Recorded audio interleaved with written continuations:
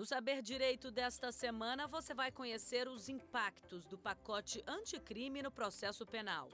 São 5 aulas sobre sistemas processuais penais, sistema acusatório, justiça penal consensual e tribunal do júri.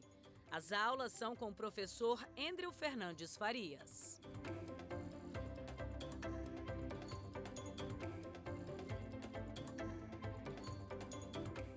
Saudações, queridos companheiros de trincheira. Estamos aqui no nosso 4º encontro em que a gente está estudando, a gente está analisando os impactos do pacote anticrime da Lei 13.964 sobre o sistema de justiça criminal brasileiro, mais especificamente sobre o nosso Código de Processo Penal. E nós finalizamos o nosso último encontro, o nosso último bate-papo, falando sobre alguns impactos do pacote anticrime na prisão preventiva. E aí conversamos, etc., e ficou da gente consignar, sistematizar de forma organizada no material dos senhores aí, tudo aquilo que nós conversamos. Então, salvo engano, já falei o primeiro ponto, né? Previsão legal, está lá entre os artigos 311 e 316 do Código de Processo Penal. Estávamos, salvo engano, no ponto de número 2, que é a questão da decretação.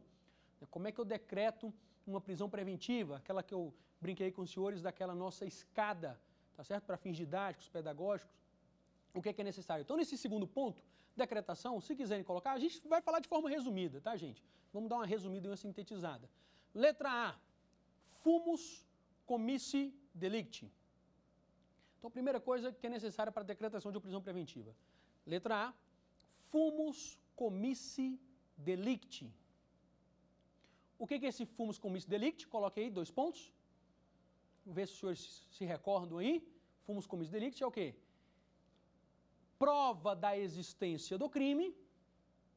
Prova da existência do crime e indícios suficientes de autoria. Prova da existência do crime e indícios suficientes de autoria. Então, o primeiro ponto para a decretação é esse, tem que ter o fumus comissi delicti. E eu gosto de fazer um mnemônico, gente, como o próprio nome, a gente presta atenção no nome, fumus, né? Lembra fumaça ali, fumus comissi delicti, fumaça de que houve ali um delito, etc. Então, prova da existência do crime e indício suficiente de autoria. Basta isso? Não. O que é necessário também? Letra B no material dos senhores, letra B no caderno dos senhores, é o que nós chamamos do periculum libertatis. Periculum libertatis. E aí, como é que a gente vai ver o periculum libertatis? Por exemplo, periculum libertatis, 2 pontos, coloquei no caderno dos senhores. Garantia da ordem pública. Garantia da ordem pública, ponto e vírgula. Garantia da ordem econômica. Garantia da ordem econômica, ponto e vírgula. Conveniência da instrução criminal, conveniência da instrução criminal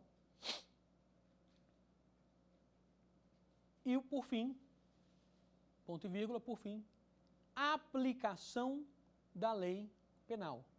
Para aplicação da lei penal. Aquilo que a gente falou, ordem pública tem uma divergência, uns entendem que não tem natureza cautelar, outros entendem que é uma liberdade perigosa, o agente é um contumaz infrator, ele vive praticando crimes, essa liberdade dele é perigosa. Outros dão um conceito mais elástico de ordem pública, colocando credibilidade das instituições e várias outras questões.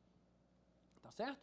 Conveniência da instrução criminal, aquela questão de estar ameaçando ali a colheita da prova judicial, comprando testemunha, ameaçando testemunha, destruindo prova, e a aplicação da lei penal, a pessoa está demonstrando que vai se furtar a aplicação, que vai fugir, vai viajar e etc e tal, para fugir à aplicação da lei penal. Tá certo? Então tá bom, tem um fumus comissi delicti, tem um periculum libertatis, e aí faltou a gente colocar o quê? Aquele ajuste fino, aquela sofisticação que o pacote anticrime, que a Lei 3.964 trouxe, que era algo que já estava na jurisprudência, mas faltava, digamos assim, o pacote anticrime colocou expressamente na legislação. Então coloque aí no seu caderno, atenção. Atenção, vamos colocar. Vou pegar aqui o 312. Atenção, 2 pontos. Anote aí. A decisão que decretar a prisão preventiva,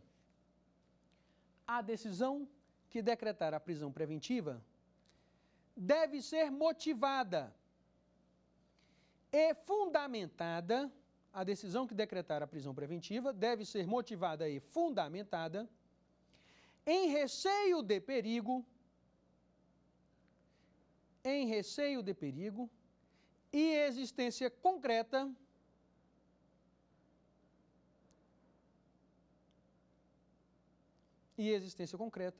de fatos novos ou contemporâneos,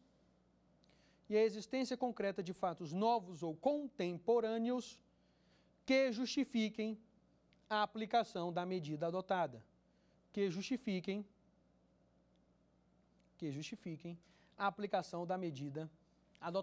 Abre parênteses, coloca aí, artigo 312, parágrafo 2º do CPP, fecha parênteses. Tá certo? Então esse é o primeiro atenção que a gente colocou no caderno.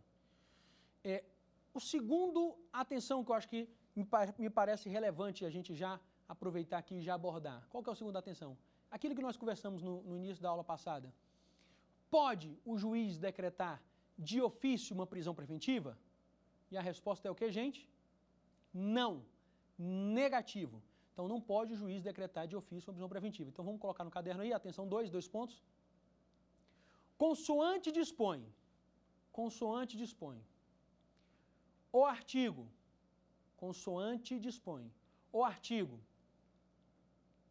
311, e artigo 282, parágrafo 2º do CPP, a prisão preventiva não poderá ser decretada, consoante dispõe o artigo 311 e artigo 282, parágrafo 2º do CPP, a prisão preventiva não poderá ser decretada de ofício pelo juiz.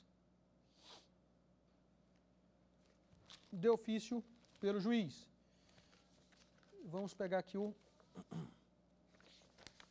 de ofício pelo juiz, vírgula. Vou pegar aqui a jurisprudência do STJ que a gente viu na aula passada. Ainda que nos casos de conversão do flagrante.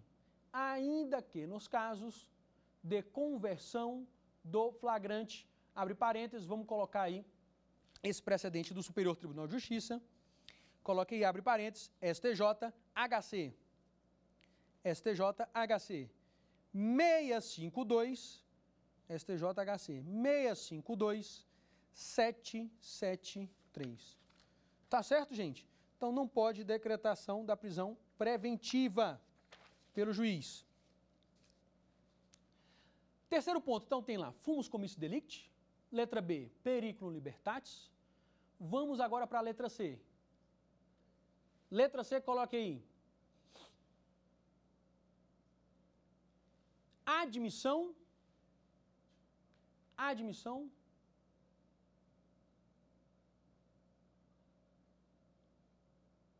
pelo artigo 313. Admissão pelo artigo 313 do CPP. O que é isso, André? Então, aqueles casos. Não é qualquer crime que autoriza uma prisão preventiva. Tá certo, gente? Vamos imaginar aqui uma hipótese de crimes contra a honra, infração penal de menor potencial ofensivo, no mais das vezes. Então, veja, não é qualquer crime que autoriza uma prisão preventiva. Tá certo? O que vai dizer o artigo 313, que a gente viu na aula passada? Tem que ser um crime doloso com pena máxima superior a 4 anos, ou o agente seja reincidente específico em crime doloso, ou nos casos de violência doméstica. Vamos ler aqui o 313 aqui, gente. Ó, aspas, artigo 313. Nos termos do artigo 312, será admitida a decretação da prisão preventiva, inciso 1º, nos crimes dolosos punidos com pena privativa de liberdade máxima superior a 4 anos. 2. Se tiver sido condenado por outro crime doloso. 3. Se o crime envolver violência doméstica contra mulher, criança, adolescente, idoso, etc. Então, veja, além do fumus commissi delicti, além do periculo libertatis, tem que estar aí nas hipóteses de admissão do artigo 313. Tá certo? Que é a nossa letra C. Hipótese de admissão do artigo 313. E, por fim, para finalizar, letra D, para que seja possível a decretação de uma medida de uma prisão preventiva, insuficiência ou inadequação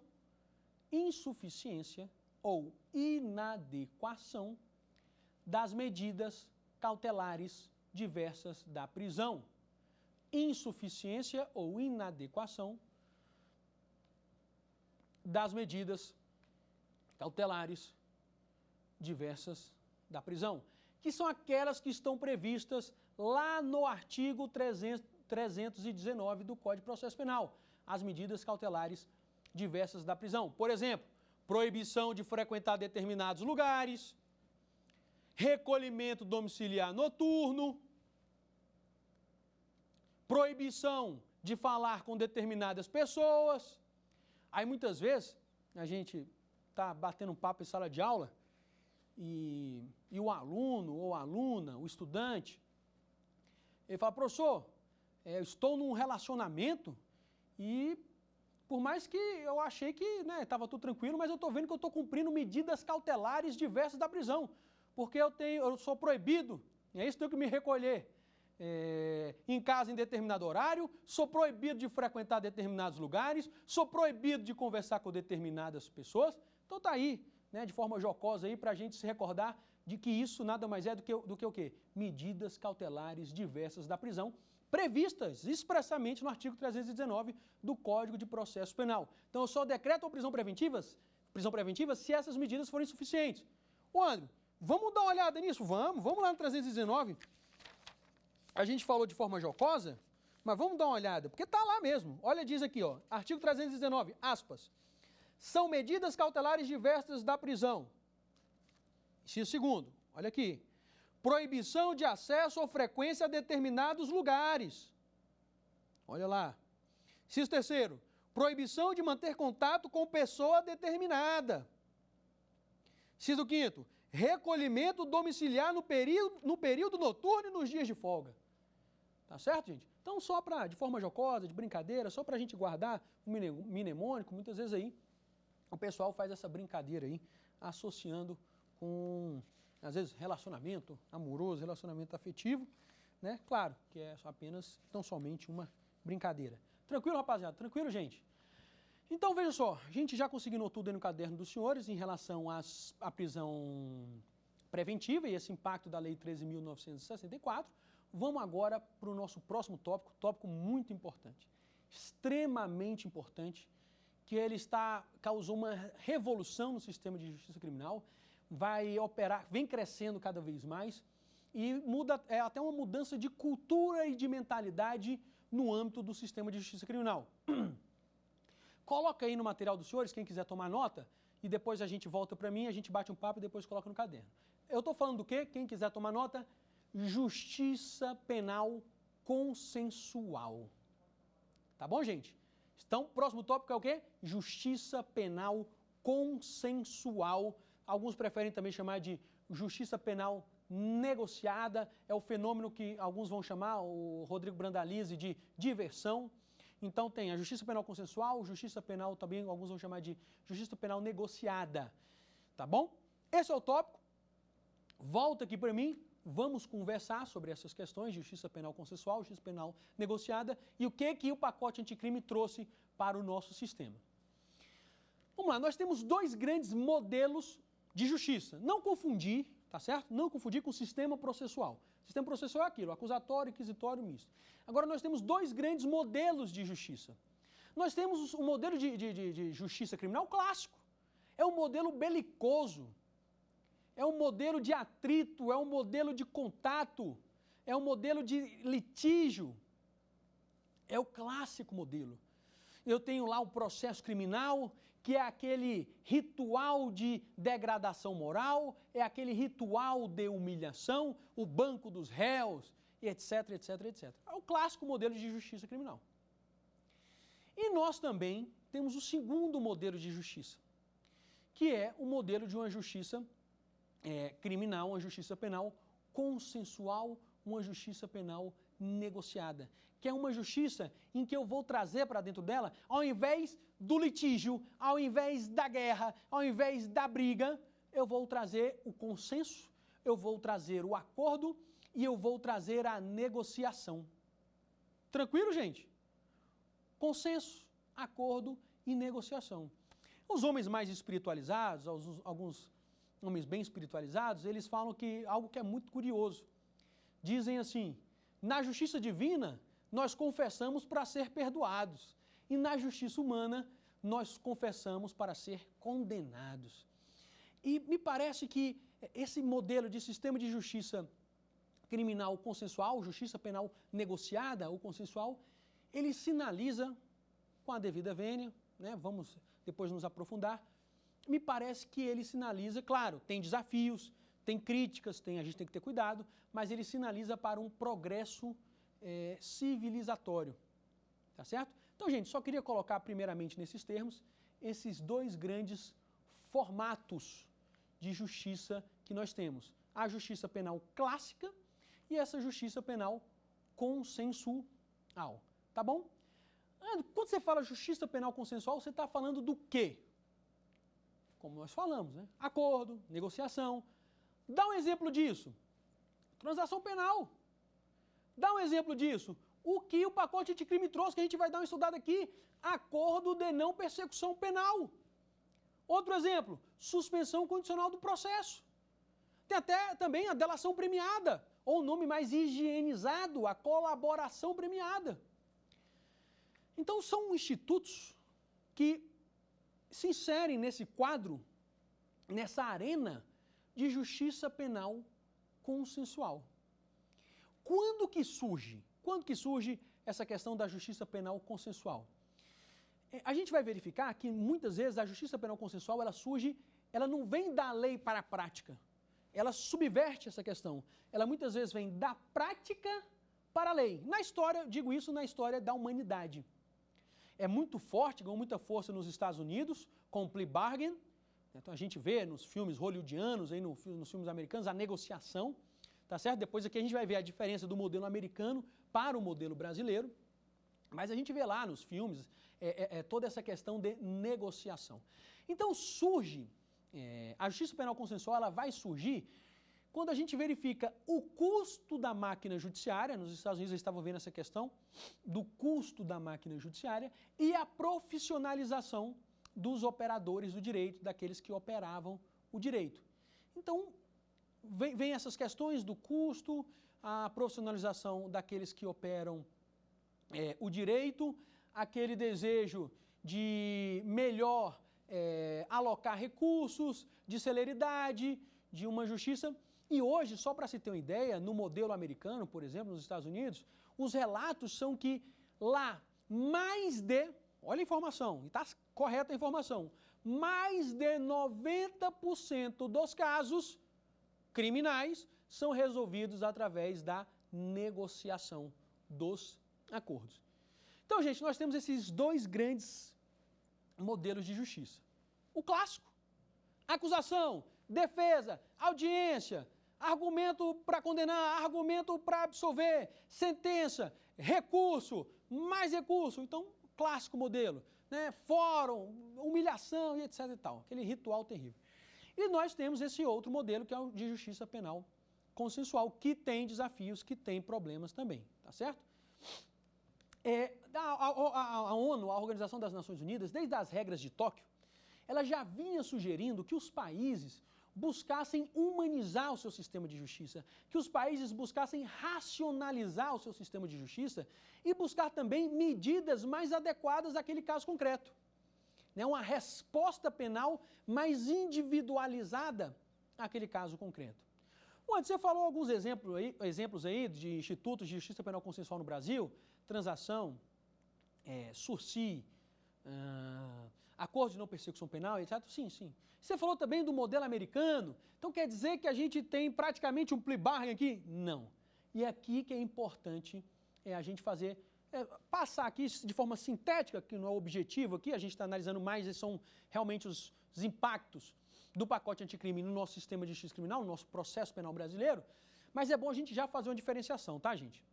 Que diferenciação é essa que a gente precisa fazer? Olha só, no modelo americano, regra geral, eles têm o guilty plea, tem o nolo contendere, que eles utilizam lá, não é todos os estados que utilizam esse nolo contendere e etc., mas no modelo americano, a negociação, ela é impositiva. Ah, não estou entendendo. Lá, no modelo americano, por exemplo, se negocia pena. Falou, ó, em tese que pode ser 30 anos de prisão, 20 anos, cumpre 7, cumpre 8, cumpre 5, cumpre 10, a grosso modo, tá, gente? Apertada a síntese. Então, lá se negocia, inclusive, pena privativa de liberdade, cárcere. E, para além disso, a negociação ela é imperativa, ela vincula. Houve o acordo entre a acusação e a defesa, vai cumprir a pena de prisão. Vai cumprir, está lá, negociado, decidido. O modelo brasileiro é diferente, então cuidado com isso aqui, é importante a gente fazer essa diferenciação. No modelo brasileiro, não. Primeiro, não se negocia segregação, não se negocia prisão. E o modelo brasileiro, ele não é imperativo, impositivo. Ele é voluntário. Como assim, Andro? Vou te dar um exemplo. Por exemplo, seja no NPP, seja no SURSI, seja na transação penal, há uma negociação, existe um acordo entre acusação e defesa.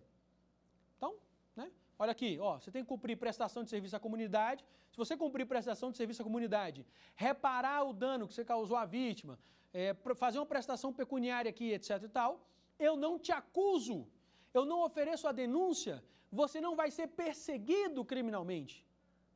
Tá certo? Então veja, a pessoa aceita. O autor do fato, o imputado, ele aceita, por exemplo, hipoteticamente, tá certo? Então no Brasil, modelo brasileiro, chega na negociação, fala, ó, presta tantas horas de serviço à comunidade. Tranquilo. André, se a pessoa não cumprir, se ela chegou lá, não foi prestar serviço à comunidade, não fez o pagamento que deveria fazer, o que acontece? Aquela pessoa volta a responder o processo.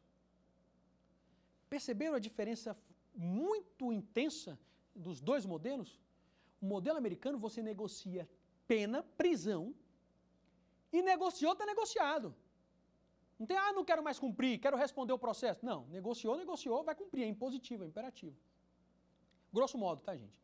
No modelo brasileiro, não. No modelo brasileiro, eu não tenho essa justiça penal consensual atualmente para toda e qualquer situação, tá certo? E ele é voluntário.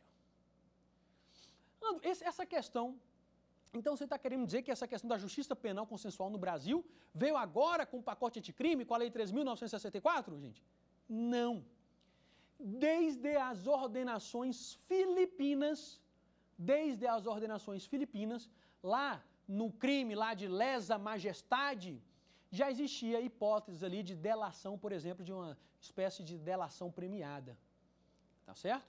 Então, tem vários diplomas legais que vêm trazendo essa questão do consenso, do acordo, no âmbito do sistema de justiça criminal, mas só para a gente pegar alguns desses diplomas legais, tá certo? Então, a gente pode pegar ali na origem as ordenações filipinas, que trouxe essa questão de uma espécie de delação, de colaboração premiada. Nós depois vamos ter a Lei 9.099 de 95, século XX. Lei 9.099 de 1995, que trouxe alguns institutos de consenso, como, por exemplo, a transação penal, suspensão condicional do processo.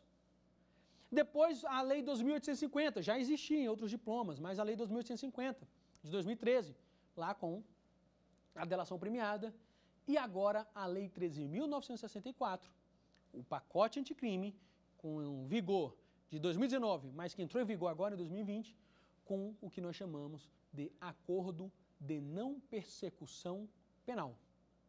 Deu para entender, gente, mais ou menos aí, o histórico e etc? Querem já colocar alguma coisa no material? Para depois a gente começar a abordar os institutos? E fiquem tranquilos, tá? Vamos fazer aqui, buscar fazer um balanço. Um balanço. Quais são os prós de uma justiça penal consensual? O que é interessante de uma justiça penal consensual? E quais são os desafios, quais são as críticas ao modelo de justiça penal consensual? É importante também registrar que essa questão da justiça penal consensual, veja só, o Ortega y Gasset, já ali no século XX, já falava, né, da rebelião das massas, da sociedade de massa. Mas é um efeito realmente que impacta na justiça penal consensual essa questão da criminalidade de massa. Essa questão de uma hipertrofia legislativa em matéria de infração penal sem o necessário apelo social. Então nós temos essa hipertrofia, essa criminalidade de massa, tá certo? Essa hipertrofia sem o necessário apelo social, e aí a gente começa a pensar em alternativas. Nós temos varas criminais, o Poder Judiciário abarrotado de processo criminal, e nós começamos a buscar, e é assim que a justiça penal consensual ela vem crescendo, ela vem ganhando corpo, começa a pensar em alternativas. Por quê? Tem um custo, tem a questão da celeridade, tem vários impactos, esse modelo de criminalidade de massa que nós estamos vivendo. Eu costumo, me permito aqui ser uma questão jocosa, eu costumo, porque muitas vezes, uma espécie de neofarisaísmo, muitas vezes as pessoas enxergam o criminoso no outro, e de forma bem estereotipada. Mas perceba, a legislação penal, ela não está, muitas vezes, o ideal é que esteja, mas infelizmente, muitas vezes, ela não está tão distante do mito, né, vamos colocar assim, do mito do homem médio, né, o famoso homem médio. Quem é o tal do homem médio? Ela não está muito distante. Veja que o Código Penal considera como crime os crimes contra a honra. Então, calúnia, injúria, difamação é crime. Xingar alguém, crime de injúria. E fere a honra subjetiva, narrar um fato ofensivo, narrar um fato que ofende a reputação de uma pessoa, difamação, crime. Tá certo? Tem mais. A Lei de Contravenções Penais, o Decreto-Lei 3.688, tem alguns dispositivos, se os senhores me permitirem aqui, compartilhar com os senhores, vou compartilhar com você, Marcelo, que provavelmente deve estar aí em casa nos ouvindo. Olha só, Lei de Contravenções Penais, deixa eu pegar aqui, tem alguns dispositivos que às vezes é interessante, que a gente muitas vezes nem imagina. Olha o que a Lei de Contravenções Penais, deixa eu abrir ela aqui. O que a Lei de Contravenções Penais tipifica, marca como infração penal. Nós sabemos que a infração penal é o gênero. No Brasil, nós temos o sistema binário. O que é esse sistema binário? A infração penal, estou abrindo aqui, gente, a Lei de Contravenções Penais, me veio ela agora para compartilhar com os senhores. A infração penal é um gênero. Então, infração penal é o gênero. Quais são as espécies de infração penal? Nós temos os crimes, também conhecidos como delito, e nós temos as contravenções penais. Então, infração penal é um gênero. Quais são as espécies de infração penal? Crimes, tá certo? Também chamado sinônimo de delito, e as contravenções penais. André, existe uma diferença de essência, existe uma diferença, me perdoem, ontológica entre um crime e uma contravenção? Negativo. A diferença entre crime e contravenção é uma diferença de grau, de gravidade. Digamos assim, tá certo? É só uma diferença na escada ali de gravidade. O crime é digamos assim, tá? Grosso modo, de forma atécnica falando, de forma vulgar falando, o crime é uma contravenção mais pesada. Olha aqui o que diz, por exemplo, o artigo 62 aqui da Lei de Contravenções Penais. Olha o que ele diz. Aspas. Apresentar-se publicamente em estado de embriaguez, de modo que cause escândalo. Então, apresentar-se publicamente em estado de embriaguez, de modo que cause escândalo, é uma contravenção penal. Ela fala assim, mas eu não faço isso. Tudo bem, olha o que diz o 63. Servir bebidas alcoólicas. Inciso 2º, a quem se acha em estado de embriaguez. Então, se você servir uma bebida alcoólica a quem já estava mais alto ali, no estado de embriaguez, pode eventualmente configurar a contravenção penal do artigo 63. Estou falando isso de forma jocosa, gente, brincadeira, forma leve, light, para ajudar aí nas questões mnemônicas, para a gente verificar que muitas vezes nós imaginamos o clássico direito penal e que o direito penal muitas vezes está distante. Mas um dia que a pessoa está mais assoberbada, mais triste, mais enfurecida, e aí acaba falando alguma coisa, pode incorrer num crime de injúria, num crime de difamação e etc. Tá certo? Então, por isso que esse agigantamento do direito penal, tipificando condutas sem o necessário apelo social. Claro que a gente está falando, eu falei de uma ou outra, mas tem uma infinidade de condutas que são abarcadas pela legislação penal. Então, todas essas questões fazem com que a gente busque, né, alternativas. Tá certo, gente? Vamos colocar alguma coisa aí no material, vamos colocar alguma coisa aí no caderno ou no notebook, no laptop aí. Quem quiser tomar nota, então, justiça penal consensual, para aqueles que quiserem tomar nota. Primeiro tópico aí, 1. Modelo de justiça criminal. Modelo de justiça criminal. 1. Modelo de justiça criminal. Letra A. Clássico. Letra A. Clássico. O que é o modelo clássico? 2 pontos. É um modelo belicoso. A gente falou aqui, né, de atrito, de contato. É um esgrima, é uma luta. É o clássico. Então eu vou ter acusação, defesa, sentença, recurso. Ao invés de consenso, eu vou ter litígio, briga. É o clássico modelo de justiça criminal. E eu tenho um modelo consensual, de uma justiça penal consensual.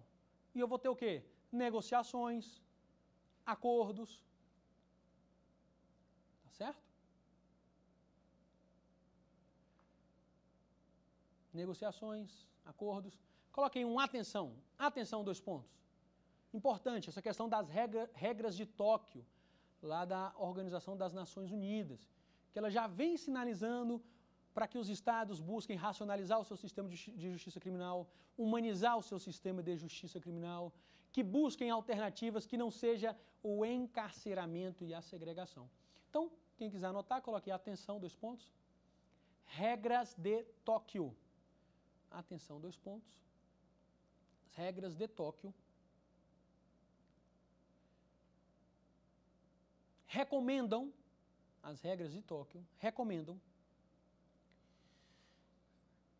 que os estados, as regras de Tóquio recomendam que os estados busquem humanizar o seu sistema de justiça.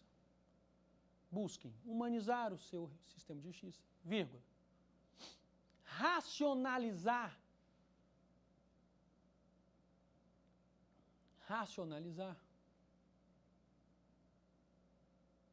e buscar alternativas para além do encarceramento e buscar alternativas para além do encarceramento. Tranquilo? Então tá aí, ponto número 1, modelo de justiça. Tranquilo, gente? Ponto de número 2. Coloque aí, histórico. Breve, né? Não vamos ter pretensão de abarcar tudo não aqui, coloque assim, ó, breve histórico. Brasil. Breve histórico Brasil. 2 pontos. Coloquei, ó. Letra A, ordenações filipinas. Letra A, ordenações filipinas. Letra B.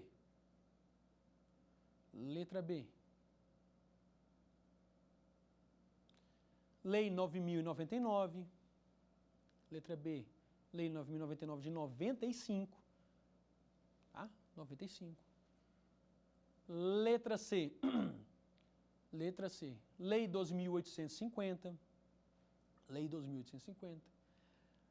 Letra D. Letra C, Lei 2.850, ponto e vírgula.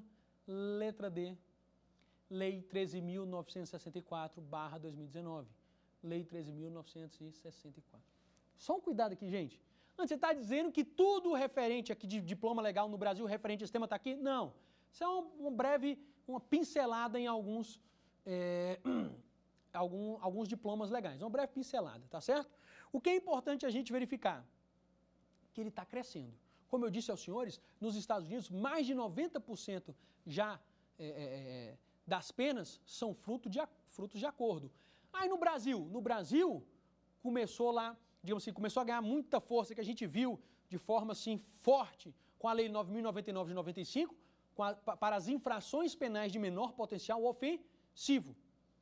Então a gente viu crescendo para as infrações penais de menor potencial ofensivo, que são os crimes com pena máxima igual ou inferior a 2 anos e as contravenções penais. Depois a gente coloca isso depois eu prometo que eu coloco no material dos senhores.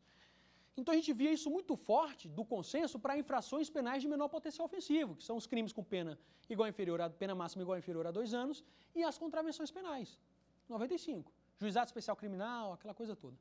E agora, o critério é crimes praticados sem violência ou grave ameaça, em que a pena mínima seja inferior a 4 anos. Então, o consenso, a justiça penal consensual, está abarcando uma série de infrações penais.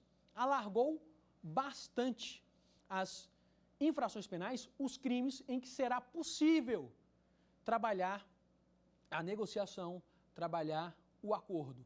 Tá certo, gente? Tranquilidade? Deu para visualizar? Colocar o histórico aí? Então, ponto número 1, nós colocamos o modelo. Ponto de número 2, nós colocamos essa questão desse histórico no Brasil.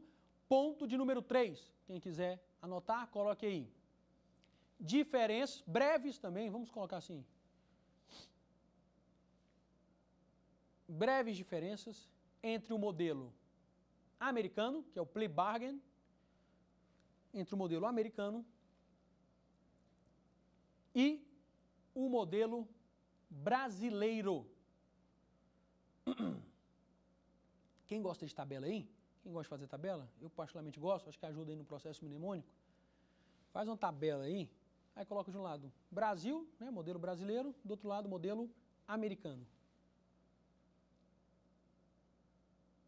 Beleza? Então, uma diferença importante. Primeiro, vamos colocar 2 grandes diferenças. No modelo americano, negocia-se pena, negocia-se prisão, negocia-se cárcere. Negocia-se cárcere. Tá certo? Modelo americano. E no modelo brasileiro? No modelo brasileiro, não. No modelo brasileiro, não é possível negociar prisão. Então, o imputado não pode falar assim, não, me deixa eu cumprir 2 anos de... Não, não pode. Tá? Não se negocia prisão, encarceramento. Modelo americano pode ser negociado prisão, modelo brasileiro não. Segundo ponto, que parece que é o fundamental. O modelo americano ele é impositivo. O modelo americano, gente, ele é o quê? Impositivo. Negociou, vai cumprir a pena.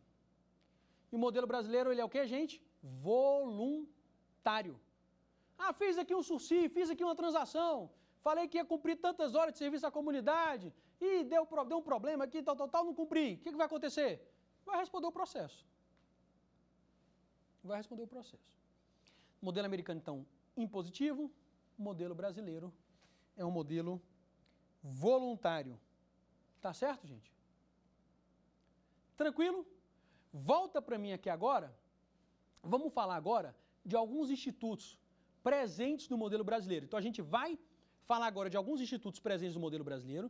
Depois, nós vamos verificar se isso se aplica no âmbito, por exemplo, da justiça militar, tá certo? E, por fim, o que será interessante a gente fazer? Vamos fazer um balanço desse negócio de justiça penal consensual, dos prós, dos contras, vamos ver algumas críticas e alguns ditos benefícios desse sistema de justiça penal processual que tem um impacto muito grande. Tá certo? Então, primeiro vamos ver então os institutos que a lei brasileira acolheu. Vamos começar lá pela Lei 9.099. A Lei 9.099 trouxe a transação penal e a suspensão condicional do processo.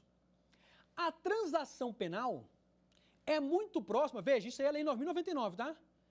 Quando especificamente a Lei 3.964, pacote anticrime, a gente vai ver no acordo de não persecução penal, que é o que alargou, revolucionou, digamos assim, trouxe essa possibilidade para vários crimes. A transação penal é muito próxima do ANPP, desse acordo de não persecução penal que está lá no artigo 28A, o ANPP. A transação penal está onde? Então, quem quiser, aliás, vamos bater um papo, depois eu coloco no material dos senhores aí. A transação penal está lá no artigo 76 da Lei 9.099 de 95, que é a Lei dos Juizados Especiais Criminais. Esse negócio de transação penal, o que é? O nome está dizendo, transação. Transação, negociação. É um acordo em matéria penal. Mas essa transação penal, ela vale para todo e qualquer crime? Não. Apenas e tão somente para as infrações penais de menor potencial ofensivo. Ou seja, eu apenas posso aplicar, o primeiro critério para aplicar a transação penal é para as infrações penais de menor potencial ofensivo. Mas o que vem a ser infração penal de menor potencial ofensivo? Infração penal de menor potencial ofensivo são os crimes em que a pena máxima seja igual ou inferior a 2 anos e as contravenções penais. Então, a pena máxima do crime são 4 anos. Posso fazer transação? Não. Uma contravenção com pena de 3 anos. Posso fazer contravenção? Me perdoe, posso fazer a transação penal? Sim. Por quê? Porque transação penal, qual que é o critério? Critério geral, digamos assim. Tem vários outros, mas um principal que salta aos olhos. O principal, cabe para as infrações penais de menor potencial ofensivo. O que significa isso? Crimes com pena máxima igual ou inferior a 2 anos e contravenções penais, não importa o quantum de pena. Beleza? Então esse é um critério para se fazer uma transação penal. Vamos dar um exemplo de um delito que eventualmente poderia ser cabível, a depender do caso concreto da transação. Ameaça. Tá? O tipo de ameaça eventualmente pode ser submetido a uma hipótese de transação penal. Tranquilo, gente? Vamos pegar outro dispositivo também aqui para a gente ver. Um detalhe aqui da transação que é importante a gente falar. A transação penal, regra geral, o Ministério Público, o acusador, não oferece a denúncia. Então, na transação penal, o Ministério Público, o acusador público, sequer, regra geral, tá, gente? Sequer vai oferecer a denúncia, a pessoa sequer vai ser acusada. Agora, um detalhe muito importante. Só pode ser oferecida para o agente a transação penal se houver justa causa. Então, o Ministério Público, o acusador, ao se deparar com o caso, ele vai abrir o processo aqui, vai ler o processo, fala, de fato, tem elementos. A causa está madura. Eu poderia oferecer uma acusação, eu poderia oferecer uma denúncia, que como nós dissemos aqui, o que é a denúncia? É uma petição, que nada mais é do que uma petição que eu vou colocar a acusação dentro dessa petição, como a gente brincou aqui, não é isso?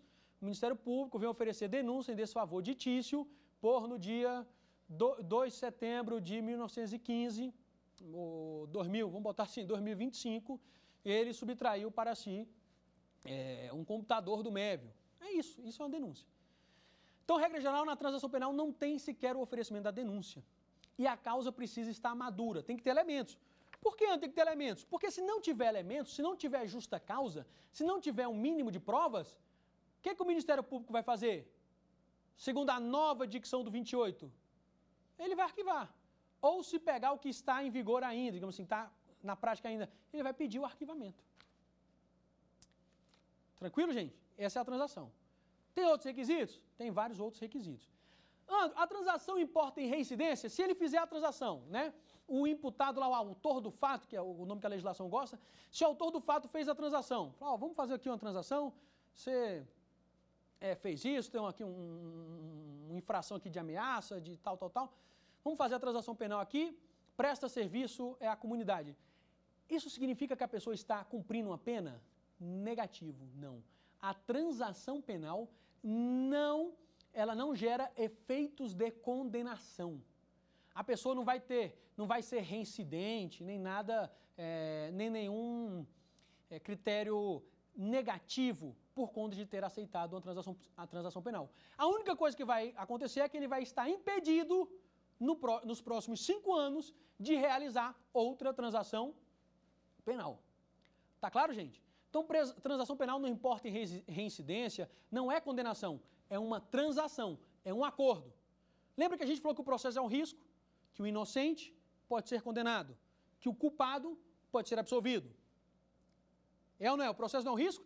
Na transação penal, o agente pensa, olha, pode pensar eventualmente, para evitar o risco processual, mesmo entendendo que eu sou culpado, mas, por exemplo, tá, gente? Mas para evitar o risco processual, para acabar logo com essa história, esse pesadelo na minha vida, que nunca é agradável frequentar o sistema de justiça criminal, eu vou fazer esse acordo aqui, por exemplo, hipoteticamente. Pode acontecer? Pode. Tá certo? Então não tem uma acusação, a pessoa não vai ser perseguida. Cumpriu, arquivado, acabou, tudo certo. Essa é a transação. Está lá no artigo 76 da Lei 9.099. Nós temos também o sursi, a suspensão condicional do processo, o sursi processual, que não se confunde com o sursi da pena. Sursi processual é um pouquinho diferente da transação. O sursi processual, por exemplo, como é que ele está desenhado?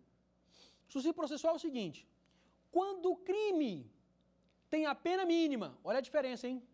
Olha a diferença, gente. Transação é o quê? Infração penal de menor potencial ofensivo. Pena máxima igual ou inferior a 2 e contravenção. E o sursi? Critério é pena mínima. Quando a pena mínima for igual ou inferior a 1 ano, cabe o sursi processual. Olha o nome, suspensão condicional do processo. André, como é que é isso? Como é que é essa questão da suspensão condicional do processo? O Ministério Público oferece a denúncia, e quando o Ministério... Então veja, já tem denúncia aqui no sursi. O Ministério Público oferece a denúncia, mas é como, sabe, no âmbito doméstico, de casa, quando a mãe chega para o filho e fala assim, a mãe chega para o garoto e fala assim, tô de olho em você. O sursi é um tô de olho em você. Quando o crime tiver pena mínima igual ou inferior a 1 ano,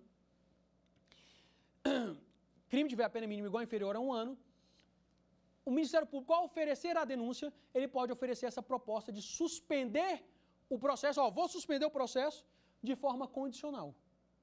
Se o réu aceitar, o juiz, quando receber, suspende o processo, tá? E aí o juiz vai suspender o processo. Por quanto tempo, André? Regra geral, 2 a 4 anos. Então o processo vai ficar suspenso por 2 a 4 anos. É como se de 2 a 4 anos o juiz vai fixar, o juiz estivesse lá de olho na pessoa. Se ele cumpriu o sursi, tudo certinho, tudo bonitinho, extingue-se a punibilidade, tudo certo, acabou o processo. André, e se ele não cumpriu o sursi? Volta a responder o processo. Tranquilo, gente? Vamos ficando por aqui agora, aproveitar, ver se essas questões, essas situações, essas colocações estão frescas na memória dos senhores, tá certo? E vamos aqui fazer o nosso quiz. Vamos ver como é que essas situações podem aparecer e vamos testar o nosso conhecimento e fazer algumas questões sobre esse assunto. E na aula que vem, a gente coloca de forma sistematizada aí no material essa questão de transação, de sursi, do ANPP. Tranquilo, gente? Vamos para o nosso quiz aqui, então.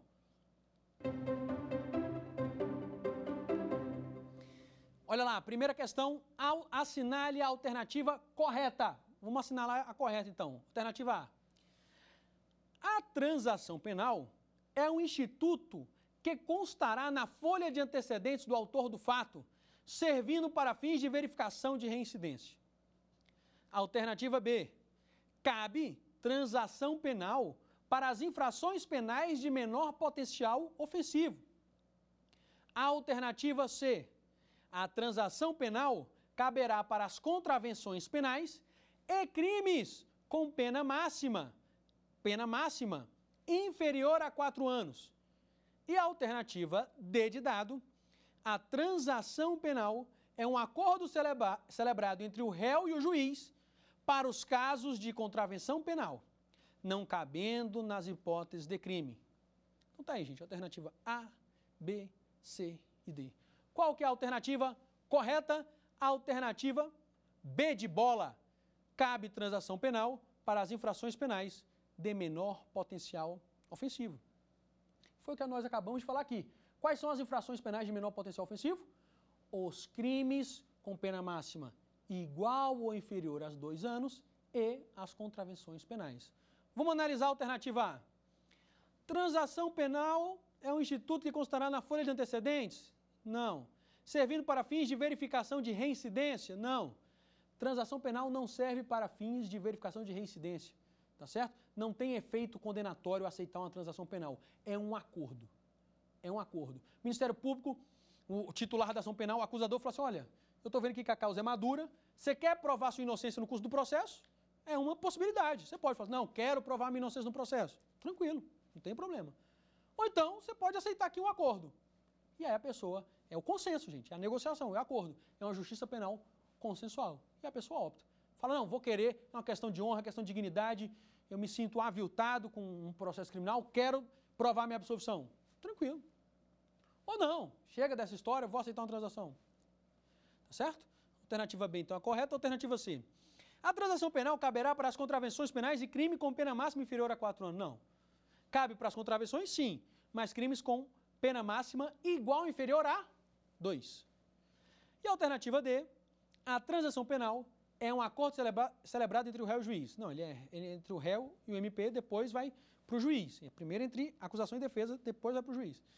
Para os casos de contravenção penal, não caber nas hipóteses de crime. É errado, né? Cabe sim para as hipóteses de crime. Então, acho que está tranquilo aí, alternativa B. Vamos para o próximo quiz aí, vamos ver o que esse próximo quiz vai trazer para a gente aí.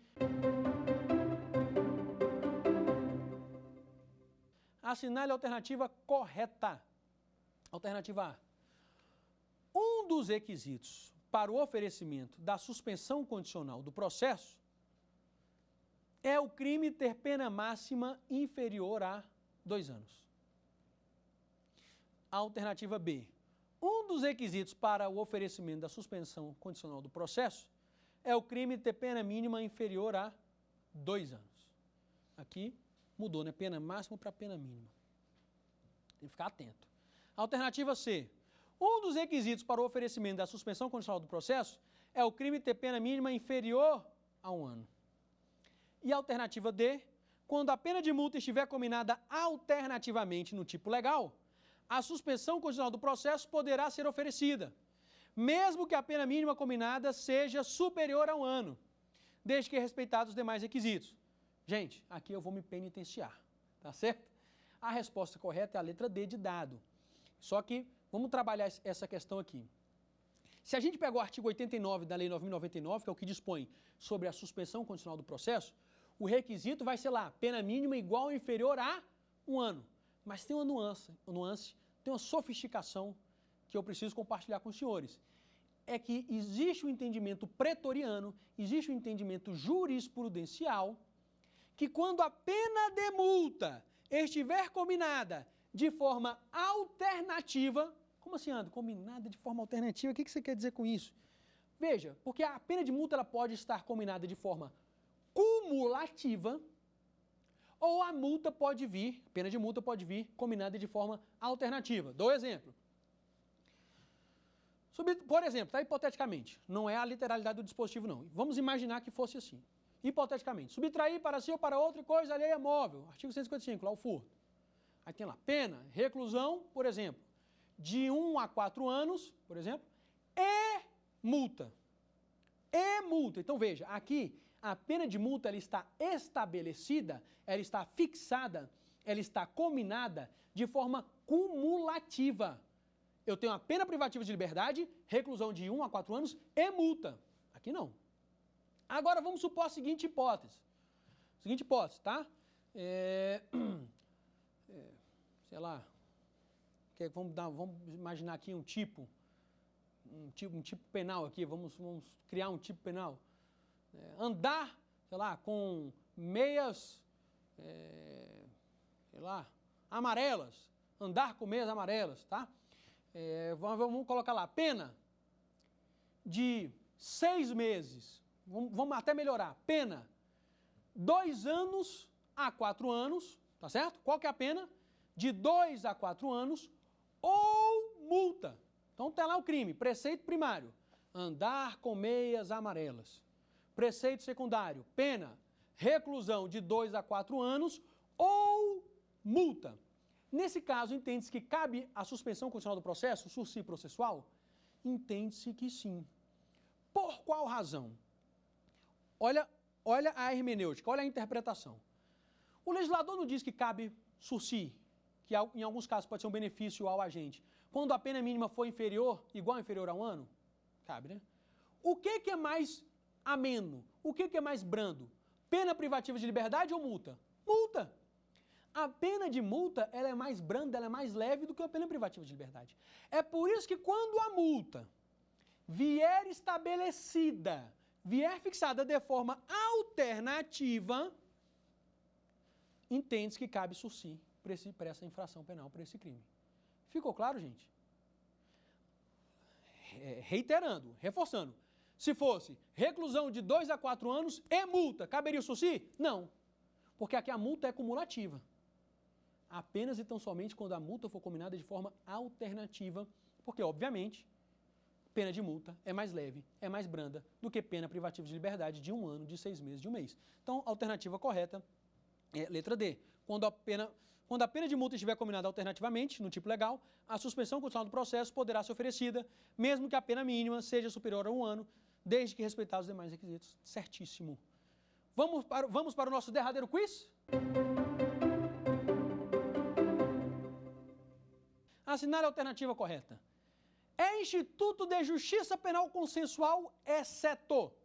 Transação penal é ou não é, gente? É. Suspensão condicional do processo, sursi processual, é ou não é? É. Acordo de não persecução penal, também. O que não é instituto de justiça penal consensual, mas sim do clássico sistema de justiça? Audiência de instrução e julgamento, alternativa C. A audiência de instrução e julgamento não é um instituto de justiça penal consensual. Beleza, gente? Então, resumindo a nossa aula de hoje, nós abordamos aqui o quê? Justiça penal consensual. Falamos dos modelos de justiça, um breve histórico, o seu surgimento, uma diferença entre o modelo americano e o modelo brasileiro e chegamos a abordar de forma sucinta, de forma breve, alguns institutos de justiça penal consensual do nosso sistema, como transação penal, como suspensão condicional do processo. Na próxima aula, a gente vem trabalhando o acordo de não persecução penal e fazendo o balanço, tá certo? Vamos ver os prós e os contras. Um afetuoso abraço fraternal a todos os senhores, foi um prazer imenso estar aqui com os senhores, tá certo? Aguardo os senhores na nossa derradeira aula, na nossa última aula, que vai ser muito interessante, porque a gente vai trabalhar essa questão do balanço, né? Que muita gente fala, e essa questão de justiça penal consensual, é bacana ou não é? É interessante? Quais são os prós, quais são os contras? Isso a gente vai ver na nossa aula que vem, na nossa quinta aula. Um abraço, gente, fiquem com Deus, tchau, tchau. Quer dar alguma sugestão de tema para os cursos do Saber Direito? Então mande um e-mail para a gente, saberdireito@stf.jus.br. Ou entre em contato pelo WhatsApp. O número é esse que aparece na sua tela. Você também pode estudar pela internet. Acesse nosso site tvjustiça.jus.br. Ou pode ainda rever as aulas no canal do YouTube, TV Justiça Oficial.